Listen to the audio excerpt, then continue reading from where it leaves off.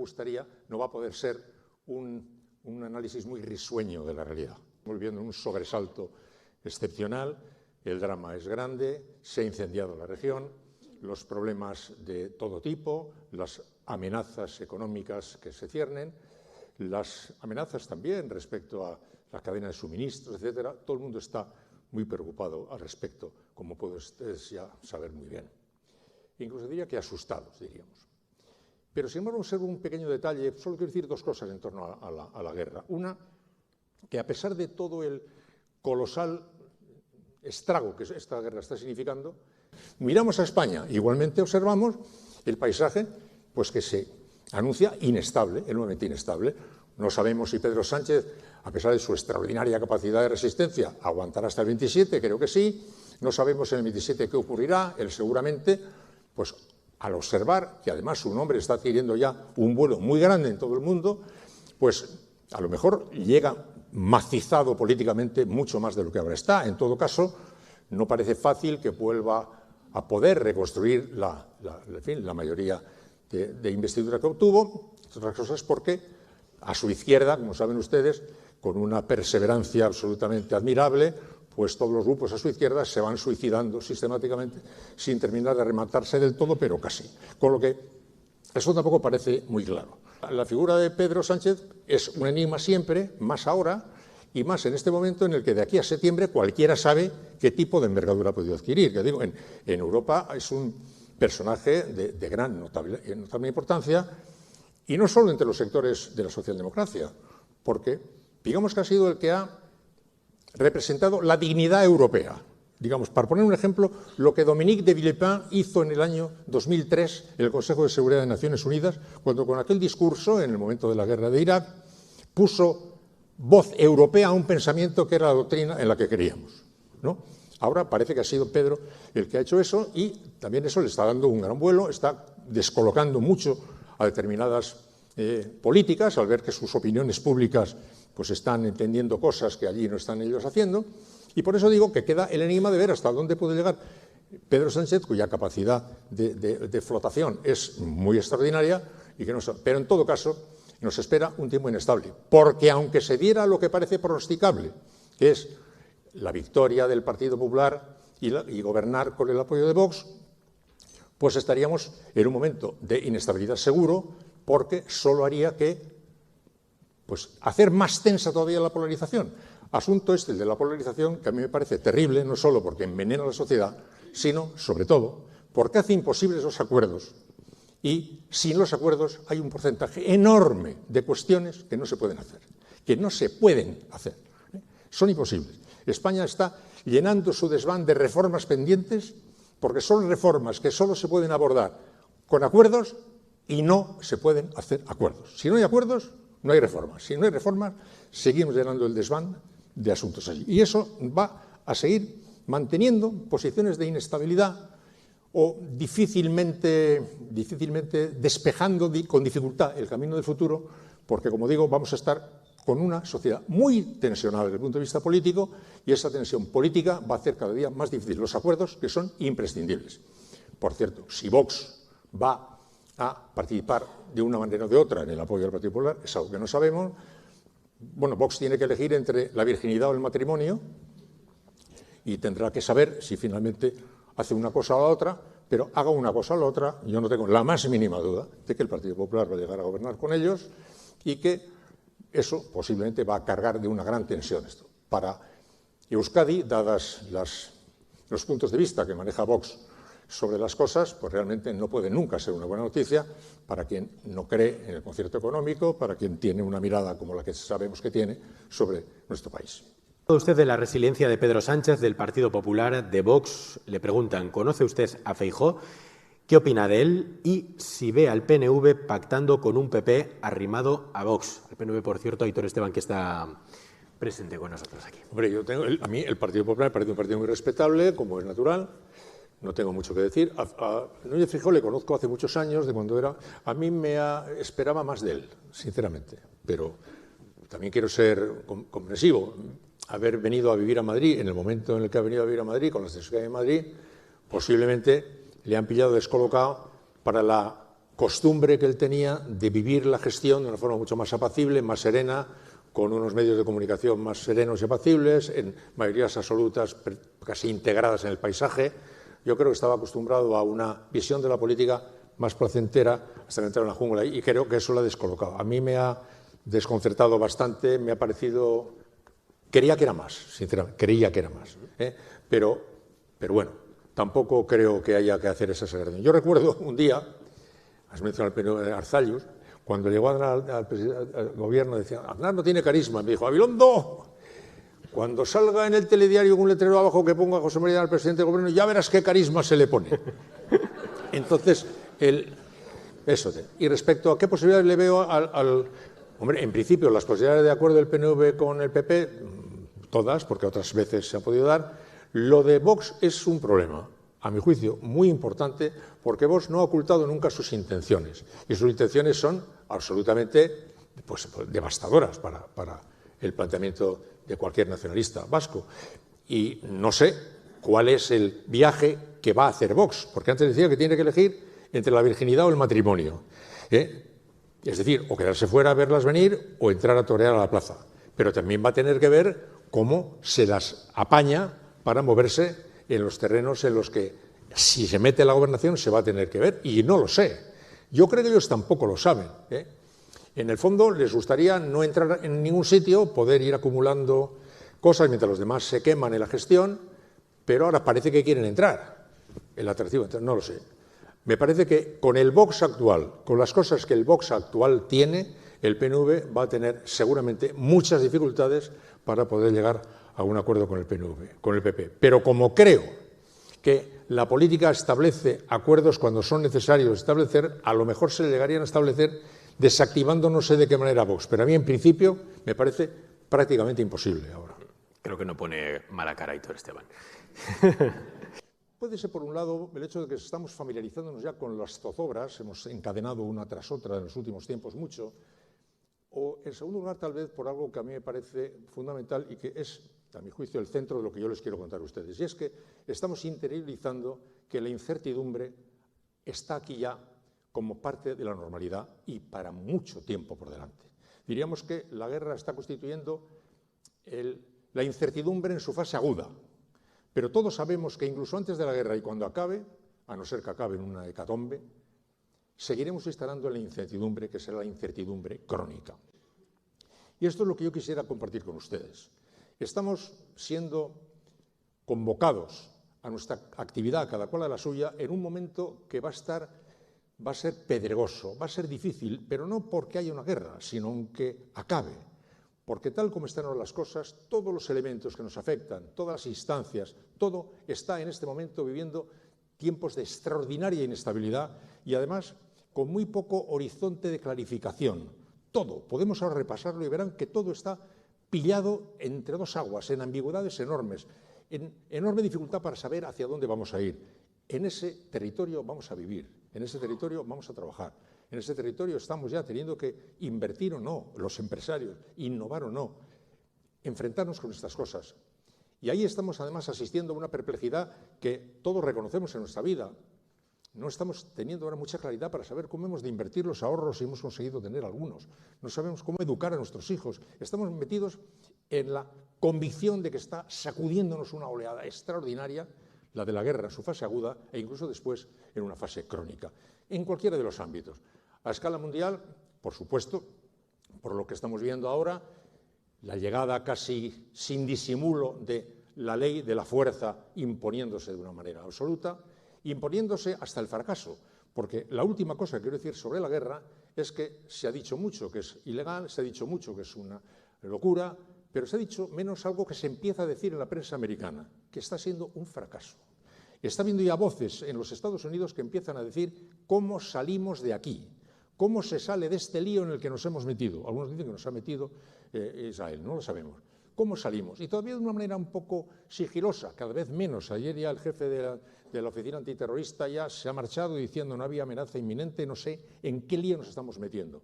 Algunos dicen, ayer leí un artículo en el Washington Post que decía el presidente Trump necesita básicamente saber cómo vende como éxito lo que no sabemos ¿Cómo se va a poder vender como éxito? Porque no parece, por el momento, que vaya a caer el régimen, no parece por el momento que se vaya a sublevar la población contra el régimen, no parece que casi nada de lo que se medio intuyó como objetivo, porque tampoco se proclamó nunca, se vaya a cumplir. No tendrá dificultades Trump para inventar lo que sea, para terminar vendiendo como victoria algo que parece por el momento no ser tanto. Pero empieza en Estados Unidos a ver cuántos patinazos más tiene que meter ya el Estados Unidos en su historia para entender que la acción militar no resuelve los problemas que aspira a resolver. ¿Cuántos? Aunque su ejército sea colosal. Empiezan a acumular ya, en fin, datos para certificar que por ahí no llegan a ningún sitio. Salieron de mala manera de Vietnam, salieron de mala manera de Afganistán, se salió de mala manera de Irak, se salió de mala manera de Siria, se va a salir de mala manera de aquí. ¿Cuántos datos más necesita el pueblo americano para decir, oiga, miren ustedes, tenemos un ejército maravilloso, aleluya, pero cuando tengamos un problema y digamos que lo vamos a resolver por la vía militar, sepamos que no van a quedar resueltos por la vía militar? Me gustaría que algún día empezaran a entenderlo, porque algunos lo estamos entendiendo ya bastante con claridad hace mucho. Pero decía tiempos de incertidumbre a escala global, por supuesto, en todos los ámbitos en los que nos movamos. Europa, vamos, todos nosotros estamos ya de acuerdo, Europa es nuestra esperanza, nuestro flotador, nuestra realidad. Somos Europa y nosotros tenemos que compartir lo que sea y solo juntos vamos a tener futuro. Europa, como digo, es otro elemento que está en una situación como patinando sobre hielo. ¿En qué punto está? Por un lado, teniendo que hacerse más fuerte y por otro lado, teniendo otros que aspiran a hacerla más débil.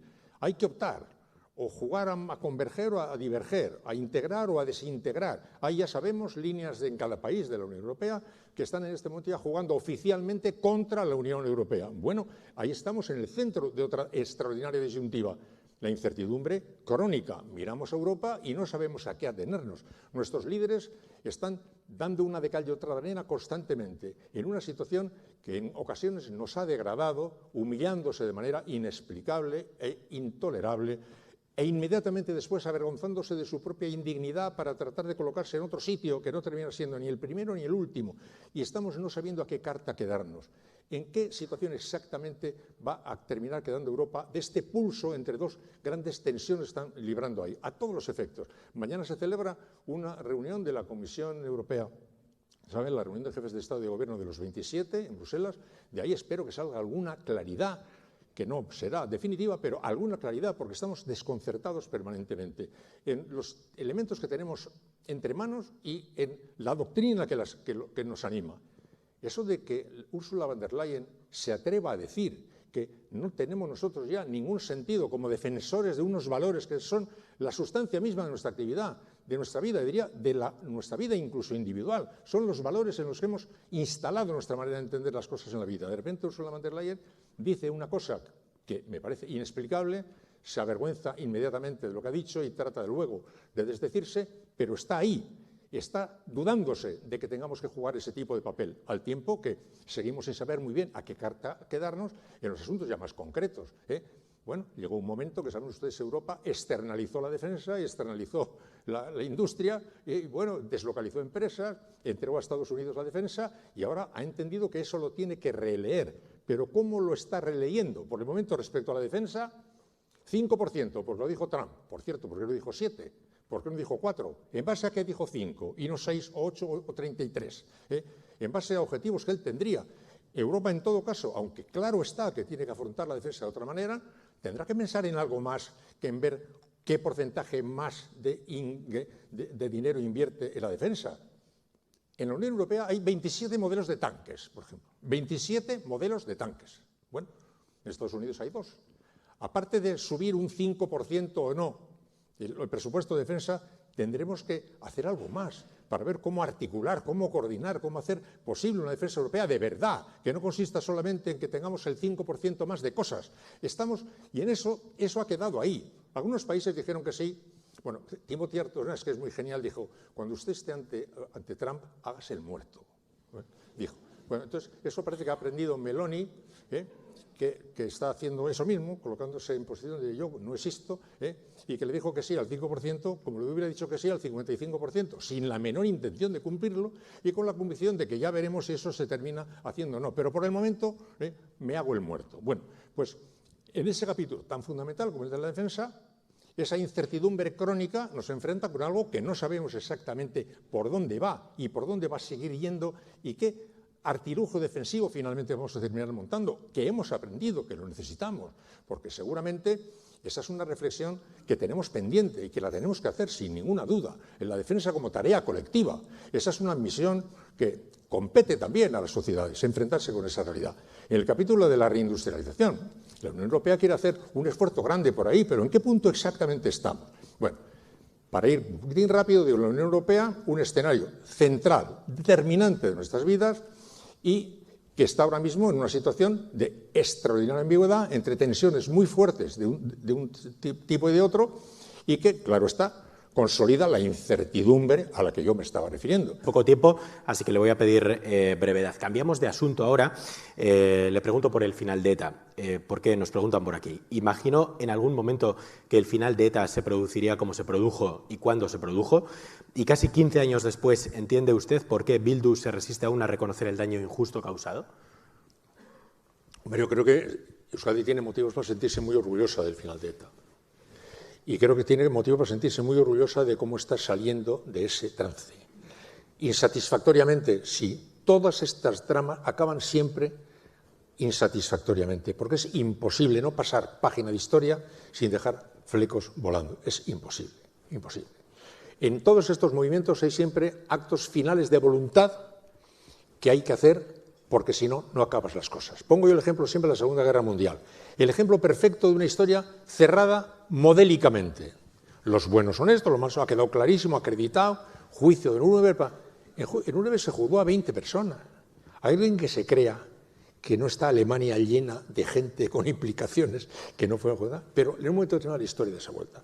Yo creo que eso no se podía hacer mucho mejor de lo que se ha hecho, y creo que se ha hecho bastante bien. Pero claro está que a mi juicio sí quedan asuntos pendientes.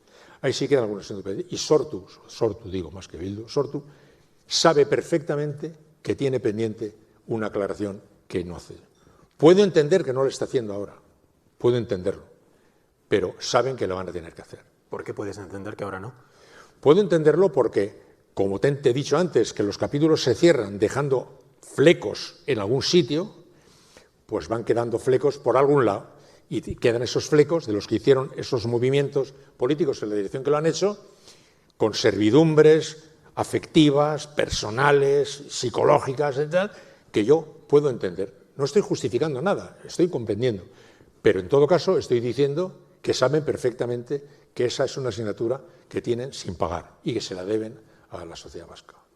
Vamos con más. Dice usted que le cuesta ver al PNV pactando con el PP mientras lleve a Vox de la mano.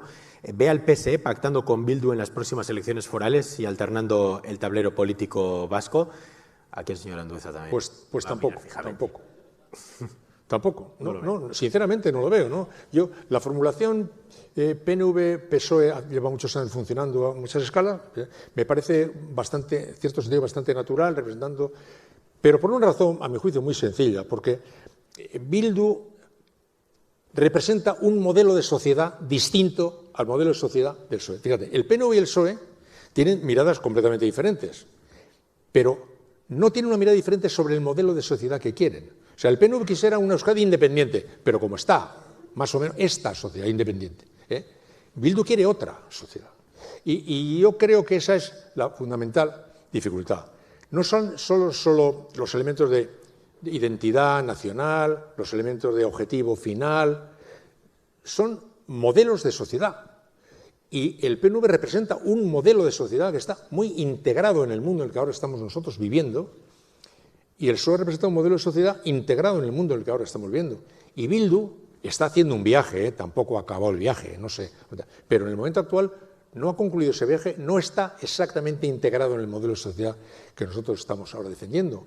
Articulan propuestas y sueños que parecen moverse en una dirección distinta, no en esa. A mi juicio, cuando las fuerzas políticas se ponen de acuerdo o no, operan muchos factores, pero uno de los cuales opera es este. Y yo, en este momento, yo creo que el Partido Socialista de Euskadi y Bildu representan dos modelos de sociedad diferentes, no creo que pudieran entender, desde mi punto de vista. Iñaki, ¿cómo estás? Bueno, quiero saber tu opinión acerca de un dilema al que nos enfrentamos todos los que estamos en los medios de comunicación a día de hoy, y estoy seguro que tú también has pasado por eso. Como bien sabes, hay una diferencia muy grande entre lo que la gente dice que quiere y lo que la gente demuestra que quiere realmente. Y esto lo vemos en las audiencias, sobre todo en las de la tele. Las de la radio son distintas, pero en la tele todo el mundo dice que quiere unos informativos serios, neutrales, sin mucha opinión, que te dejen a ti hacerte tu propio criterio en base a datos objetivos, y después realmente lo que mejor funciona son unos informativos con muchísima mandanga ideológica, muy polarizados. Estamos viendo que lo que más funciona es lo que está muy polarizado por la izquierda y lo que está muy polarizado por la derecha. ¿Cómo jugamos en ese terreno del juego en el que lo que la gente dice que quiere y lo que después demuestra con el mando que quiere es distinto? Tenemos que ideologizar nuestros contenidos porque estamos viendo que eso es lo que pide la audiencia, o tenemos que resistirnos ante ello. Danos un poco de luz, Iñaki. El dilema de Aimar Bretos. Aimar, pues no sé. No sé, Aimar, no lo sé. O te diré, no creo que haya una respuesta. Hay muchas respuestas. Tú tendrás la tuya. Te pregunto a ti, Aimar, ¿tú qué vas a hacer? Porque yo ya me voy a morir en breve, pero a ti te quedan por delante un montón de tiempo. No soy yo el que tiene que responder a esa pregunta. Eres tú el que la tienes que responder. Y no sé cómo la tienes que responder. No es fácil, porque es una disyuntiva complicada. La vida está permanentemente presentándonos disyuntivas complicadas. Bueno, ¿qué vas a hacer? No lo sé. De hecho, el futuro mismo que estamos ahora tratando de avisorar, no sé cómo va a ser, porque no sé qué vamos a hacer. Y como no sé qué vamos a hacer, no sé cómo va a terminar siendo. Así que, Aimar, te devuelvo la pregunta. ¿Qué vas a hacer? Es que es verdad que somos contradictorios, ¿no? Porque cuando lo decía Aimar, yo estaba pensando en lo típico de yo veo los documentales de la 2, pero luego ves las audiencias del documental de la 2. Bueno, a toda la gente le gustaría mucho ser como dice que es. Como dice ser. A mí me gustaría mucho ser como, por ejemplo, ese señor del que ha hablado antes, Begoña, por ejemplo, ¿no? Debe ser estupendo, ¿no? Me lo tienes que presentar. Sí, pero eso es natural, eso forma parte de eso, es natural. Pero, ya digo, esas son disyuntivas grandes. Los grandes debates morales y éticos que tiene cualquier persona, de luego un periodista, no lo resuelve una formulación matemática, lo resuelve un ser humano en su particular, enfrentándose con su verdadera autenticidad. Eso no lo sé. Tú sabrás qué haces, ¿no? Por mediación basada en la verificación, ¿cómo puede sostener su función democrática en una cultura informativa donde la verdad parece haber perdido centralidad frente a la confirmación emocional o ideológica?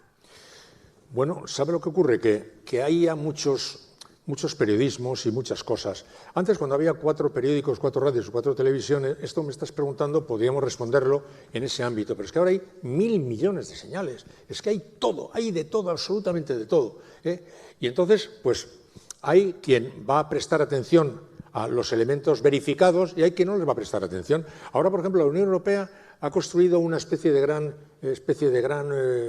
red de verificaciones informativas. Muy bien. Y cuando las verifique, ¿dónde las va a contar? En los medios de comunicación, que unos van a creer y otros no van a creer, con lo cual, verificado o no venga verificado, yo no voy a creer. Porque mira, Einstein decía, es más fácil disolver el átomo que disolver un prejuicio. Y en este momento la gente está instalada en prejuicios tan cerrados que no hay verificación que valga. Tú puedes estar hablando ante un terraplanista 7 horas, cargándote de argumentos científicos y no le vas a convencer, O al revés, un terraplanista no me va a convencer a mí, por mucho que lo diga.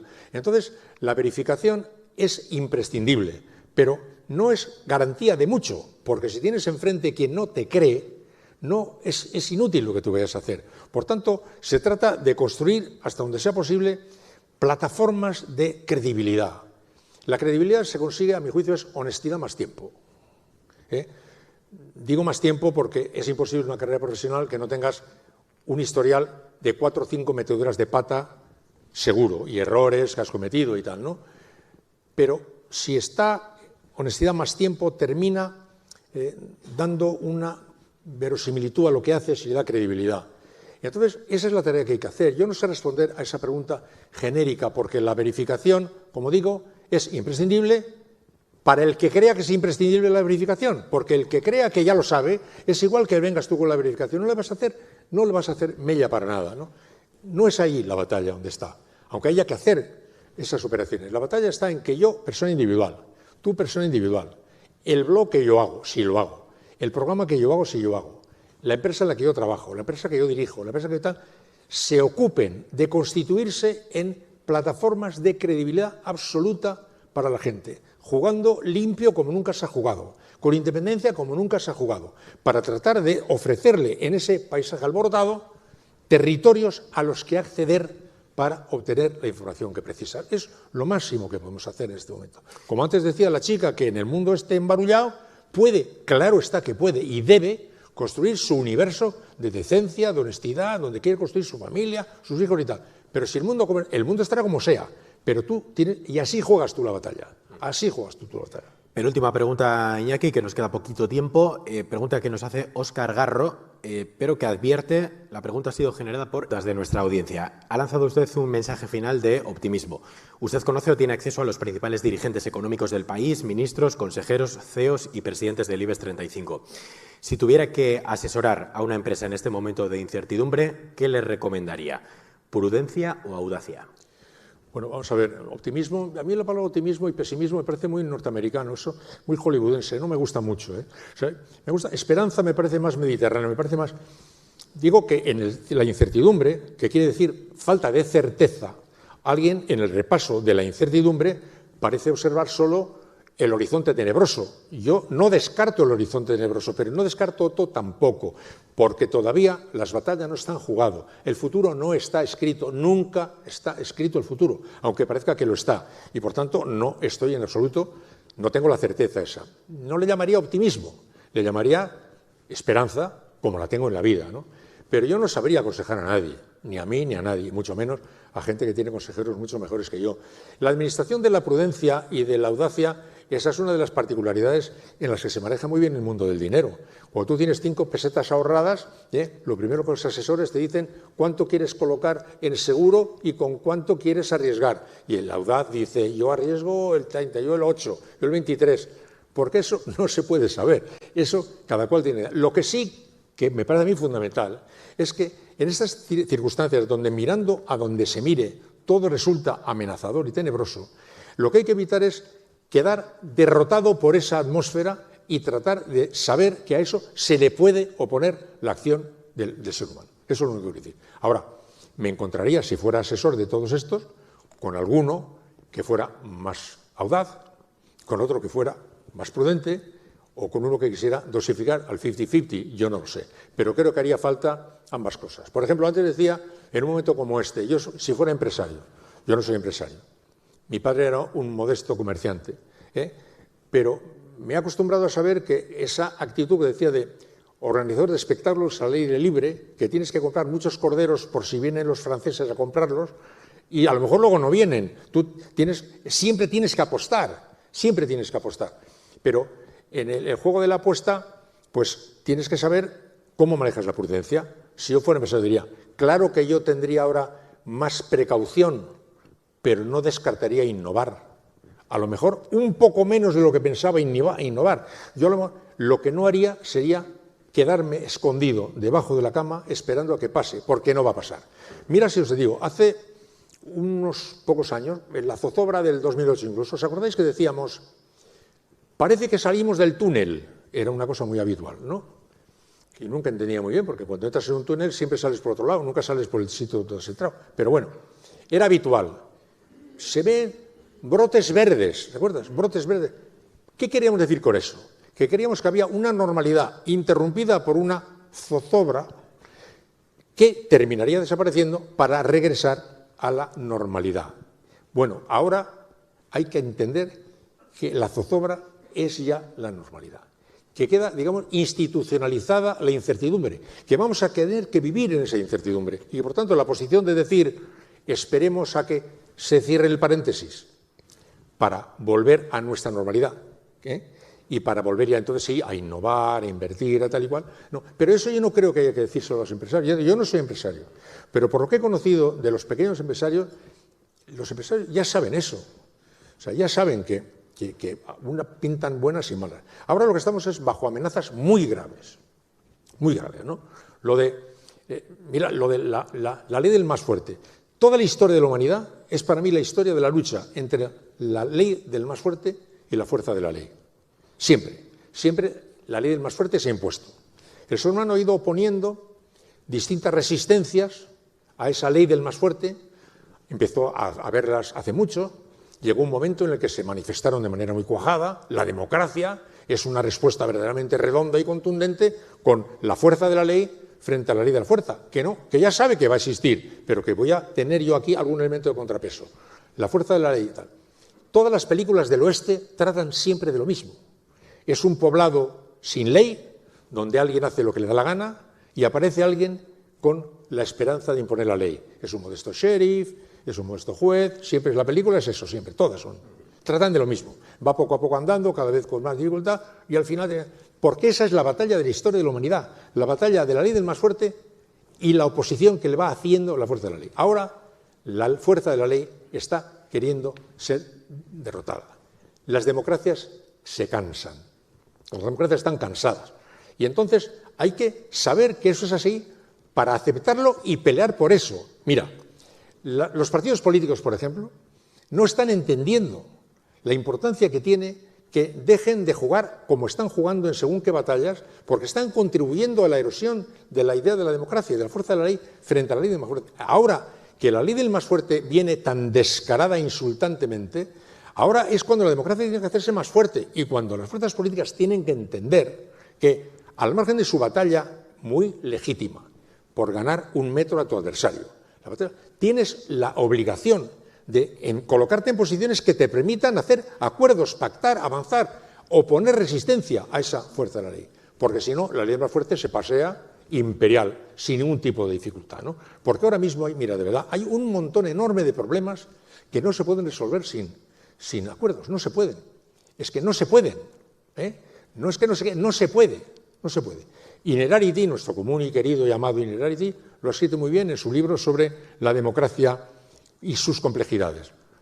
La complejidad de la actualidad ahora, con las nuevas tecnologías, con la globalización, creando oleajes de influencias tan grandes, hace que los problemas tengan una profundidad mayor que la que antes tenían y no son abordables ya por las viejas recetas de los partidos. El partido pone su receta, la de toda la vida, a este tema y ese tema se burla de esa receta, pasa por encima de esa receta, se monta de la risa de esa receta, porque ya no es capaz de suficiente. El PSOE no tiene una fórmula para acabar con el problema de la vivienda. No puede resolver, no puede. El PP no puede, no se puede, porque tiene que ser la suma de muchas cosas, de la administración local, la administración autonómica, la administración del Estado, te dirías que hasta los sindicatos, la patronal, hasta los bancos, son actividades de una generación, no son operaciones que se puedan abordar por el procedimiento. Pues sí, por ese procedimiento puedes ganarle un poco a tu adversario y el problema lo colocas en el 1-3, el otro en el 1-2 y cantas victoria, pero el problema se está riendo de ti, porque el problema tiene mucho más. ¿Tú te crees que hay una fórmula, los de Vox ahora que están queriendo hacer esa Europa disgregada, cada una de las naciones? ¿Tú crees que hay una solución belga para la inteligencia artificial? Hay una solución holandesa para si son asuntos que están adquiriendo un vuelo que nos va a obligar a mirar las cosas de otra manera.